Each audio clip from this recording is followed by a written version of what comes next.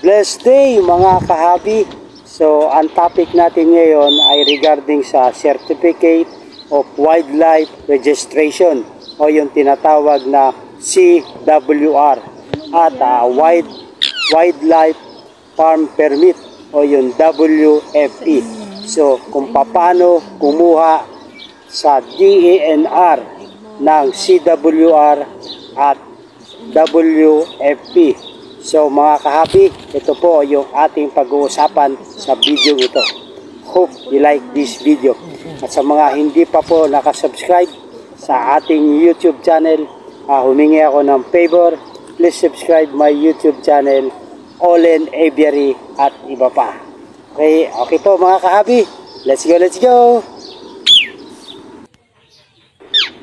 So mga kahabi, tamang-tama ang ating topic ngayon dahil tugma ang tanong ng ating kahabi na si Lyser Gip Tingal tungkol sa pagkuha o pag-apply ng CWR sa DENR. At ito po ang kanyang katanungan. Sir Olen, pwede po pang magtanong. Magtanong po abutin pag magpa-register sa DNA. Sa GCC po. Siguro ibig sabihin niya nito ay DENR para sa GCC na ibon. Ito po yung green cheek conure na species. Meron akong ibon kaso wala pong papers. Gusto ko sana maging legit mag-ibon. So maganda po ang mindset ng ating kahabi na gusto niya mag-alaga ng legit na pamamaraan. So ito po ang katanungan ni Ma'am Lyser Gip Tingal. So alamin natin mga kahabi kung paano kumuha at mag-apply ng CWR or WFP sa DENR. Okay po? Kung nating talakayin ang pagkuha o pag-apply ng CWR. Kasi po magkaiba ang requirements, ang kakailanganin sa pagkuha ng CWR at WFP. So ano po ba muna yung CWR? Ang ibig sabihin po ng CWR, Certificate of Wildlife Registration. So yun po ang ibig sabihin ng CWR. Yung WFP naman po, Wildlife Farm Permit. So magkaiba po sila ng mga requirements sa pagkuha ng ganitong certificate at saka permit. Okay po? So, una po, dapat malaman kung anong species po ng ibon ang ating aalagaan. Okay po mga kahabi? Ang pag-uusapan po natin mga kahabi ay patungkol lamang sa mga ibon. Ano po? At disclaimer lamang po, hindi po ako eksperto sa pagkuha o kaalaman sa CWR at WFP. Ito lamang po ay base sa aking experience at ito lamang base sa aking experience at pagre-research at napagtanungan ko. Okay po, regarding sa pagkuha o pag-apply ng CWR or Wildlife Farm Permit. Sana po makatulong po ito.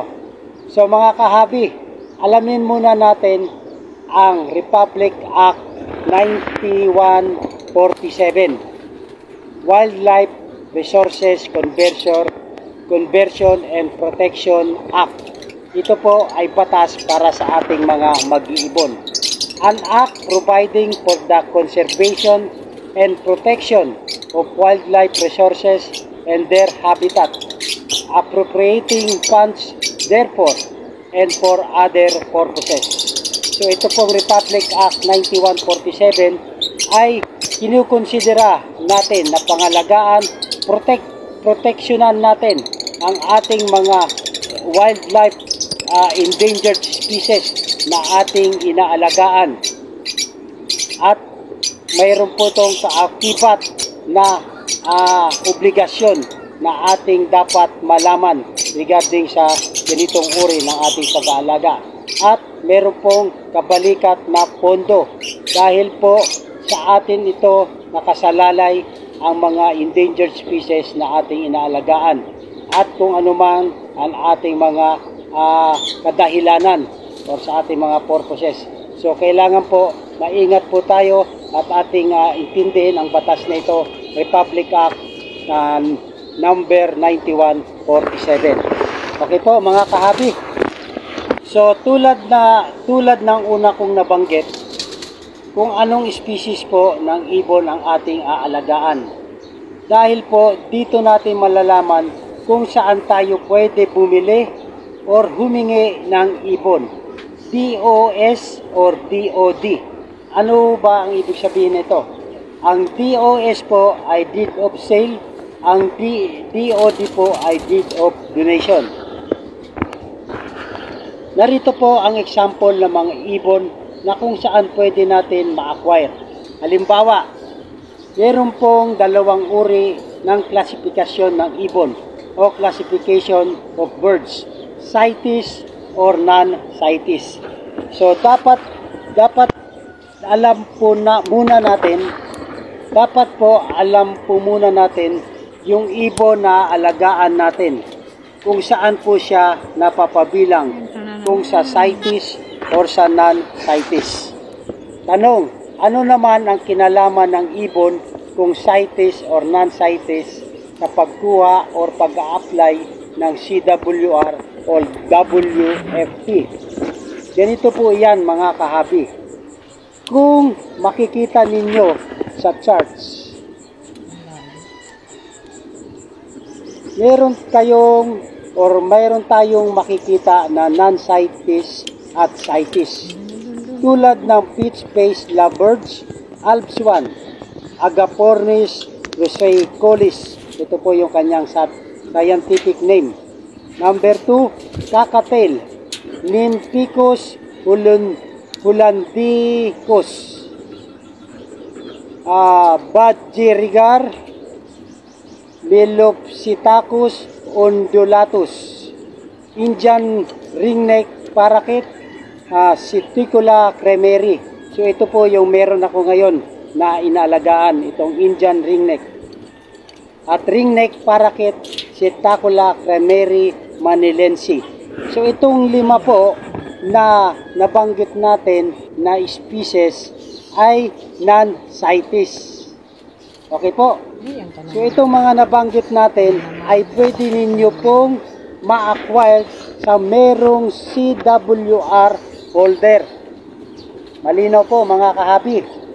Doon lamang po ito sa mag-a-acquire or bibili ng ibon na wala pa pong CWR. So malinaw po tayo mga kahabi. So tako na po tayo sa pagkuha o pag-apply ng CWR. Ito lang muna ang una nating mga kahabi na tatalakayin. Requirements for CWR.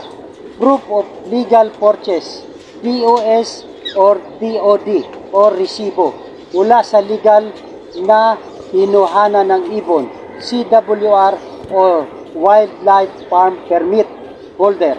Okay po mga kahabi, alin po dito sa isa sa tatlo na to?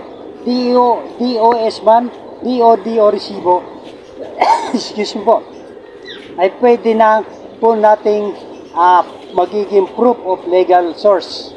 Pangalawa po, local transport permit, LTP, from DANR if magkaiba ng lugar.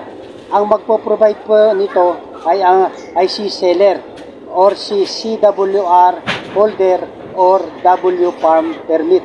Okay po, ang local transport permit po, LTP, ay magagamit lamang po ito na kung nag-avail tayo sa ibang location o ibang bayan o ibang lugar, nadadali natin sa ating lugar na hindi sila magkaisang bayan, ay yun po ang dahilan kung bakit tayo kukuha ng LTP o yung local transport permit. Pero kung magkaisang bayan lamang po tayo, ay hindi na po natin kailangan ng LTP. Okay po mga kahabi. So, ang pangatlo po ay yung form fully filled up application form. Ito po ay makukuha natin sa DENR or pwede natin po itong ma-download sa Google sa dnr.gov.ph. Okay po mga kahabi. So, meron lamang po tayong mga additional requirements para po sa pagkuha ng CWR. 2x2 picture, 2 pieces sa buyer po ang magpo-provide. Photocopy ng CWR or W Farm Permit holder na pinagbilang po natin. So, kailangan po natin ng photocopy nila. At saka photocopy po ng valid ID, both buyer and seller or CWR holder or WFP holder po. So, kailangan po natin ng photocopy na valid ID. Then, after na ma-comply or makompleto po na natin ang mga requirements, ay pwede po natin ipasa sa DNR na nasasakupan kung saan po tayo nakatira. Okay po mga kahabi. So, yun po ang ating mga kakailanganin para proceed na po tayo sa step 2 ng ating mga requirements. Unang-una po, kailangan natin makapag-provide ng mga requirements na ito para apply po tayo ng CWR. Okay po mga kahabi. Mga kahabi, doon sa hindi natin nabanggit na mga species doon sa 5, ay puro po yun CITES. Okay po? So itong mga CITES na mga species na to na hindi natin nabanggit na sa 5, ay doon nyo po ma-acquire or ma-avail sa Wildlife Farm Permit. Itong mga species po natin na hindi natin nabanggit. So, dito po yung charts na makikita ninyo na species na gusto nyo. Or either, pwede nyo po itong i-download para makita nyo kung saan, kung anong CITES or non-CITES ang ating aalagaan. Okay po, yan po isang paalala. So mga kahabi, ito po yung halimbawa ng form natin, application for Certificate of Wildlife Registration. So ito yung form, pwede natin ito kunin sa DNR or pwede natin i-download sa internet po. Okay po, ito po ang una natin kailangan, application form. Tapos po, doon na po tayo bibili sa may CWR holder or sa W Farm Permit. Ito po yung deed of sale.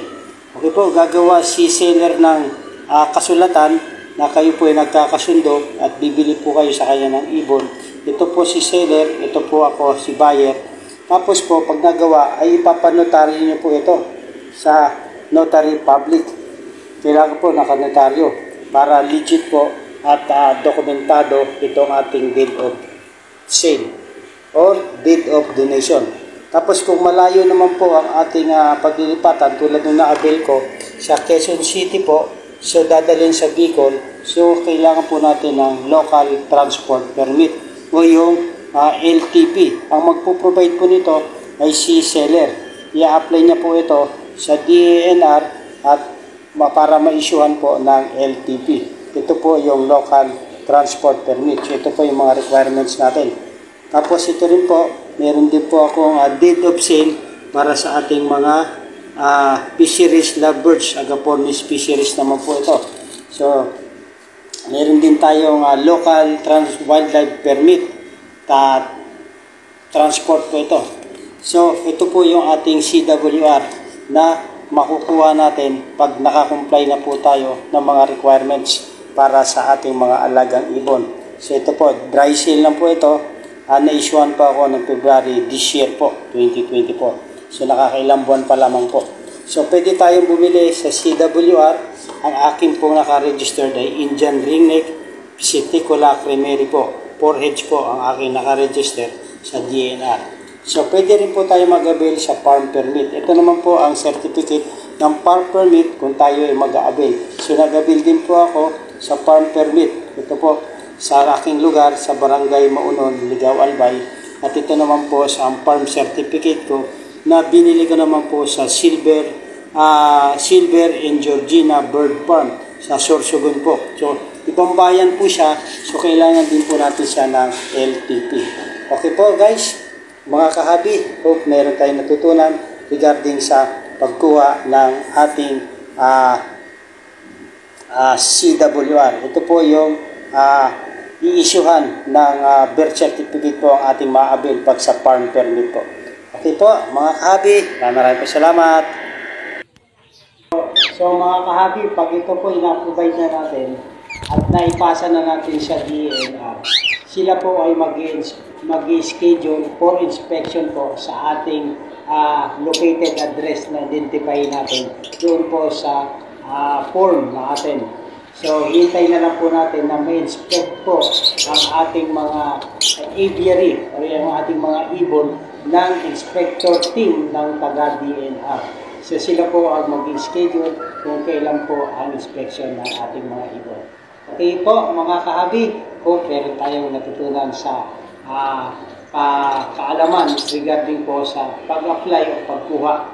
Okay po, mga kahabi. So, ang payment po after ng inspection, So, sa payment po, napaka-minimal lang po. Katulad nito, 1 to 50 pieces ng birds ay 50 pesos lamang po. Napakamura po, maningil ang DENR. Affordable pa po natin.